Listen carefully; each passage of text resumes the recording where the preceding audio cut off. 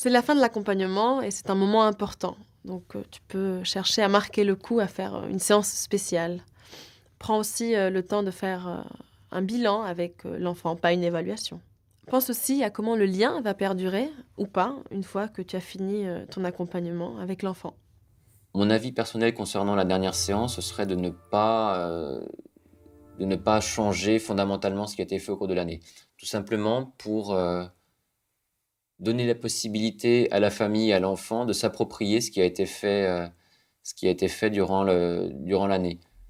Par exemple, moi je me souviens qu'à la fin de ma première année d'accompagnement, quand j'ai dit que je partais, qu'il n'était absolument pas sûr que je referais mon accompagnement l'année d'après, j'ai remis la petite carte de médiathèque que j'avais fait faire à Marietou.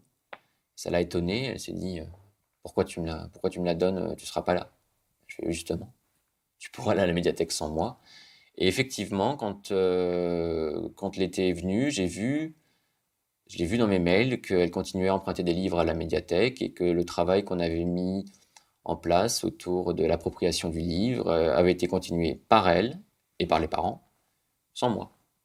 Donc c'était, très engageant. Ça voulait dire que j'avais d'une part fait mon travail en tant que bénévole et que j'avais, réussi à aboutir, là où je voulais aller quand je m'étais fixé mes objectifs, au début de mon accompagnement.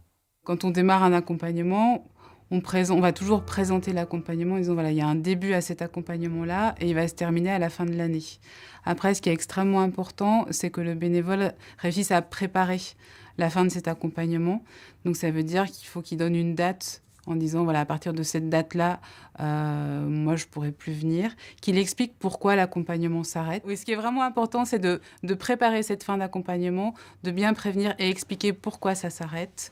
Qu'on ne se retrouve pas avec des enfants ou des familles qui ne comprennent pas pourquoi l'étudiant ne vient plus et qui se sentent pas en difficulté par rapport à ça, voire avec un sentiment de culpabilité, ils viennent plus parce qu'ils veulent plus nous voir ou ils nous aiment plus parce il y a énormément d'affectifs aussi qui est présent dans ces accompagnements-là. Donc on part pas du jour au lendemain en prévenant pas. S'ils sont amenés à rester à Poitiers, je pense que même après l'accompagnement, toutes les semaines, je continuerai à garder contact avec cette famille, parce que, justement le lien qu'on a créé, il est important. Après, en fonction des relations qui se nouent, on n'a pas vraiment de conseils à donner sur la suite. Si l'étudiant bénévole, il a fait son bénévolat dans le cadre de la FEV et cetera, avec un cadre relativement précis et des objectifs à tenir, une fois que son engagement à la FEV est terminé, auprès de cette famille-là, libre à lui de continuer à avoir des contacts, tout à fait en dehors de la FEV. On voit souvent, des étudiants qui continuent d'envoyer des petites cartes, pour, les anniversaires, pour les fêtes de fin d'année, qui sont invités à venir manger de temps en temps pour voir comment ça va, prendre des nouvelles, voilà. Nous, après, on n'a pas à interférer sur les relations qui se nouent et qui deviennent des relations interpersonnelles après l'accompagnement, à FEV.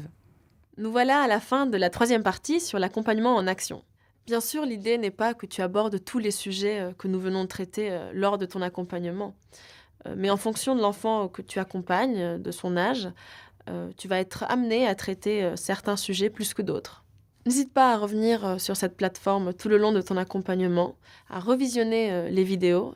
Certains messages vont te paraître peut-être plus clairs au fur et à mesure que tu avances dans ton accompagnement. Et surtout, n'oublie pas que tu peux discuter de tous les sujets, qu'on a vus ensemble avec, les autres bénévoles à FEV lors de rencontres organisées ou sinon aussi avec ton référent. Sache que ce parcours est complémentaire, du site ressources accompagnement individualisé et que les équipes, locales de la FEV sont là pour t'aider et pour, répondre à tes questions, si besoin.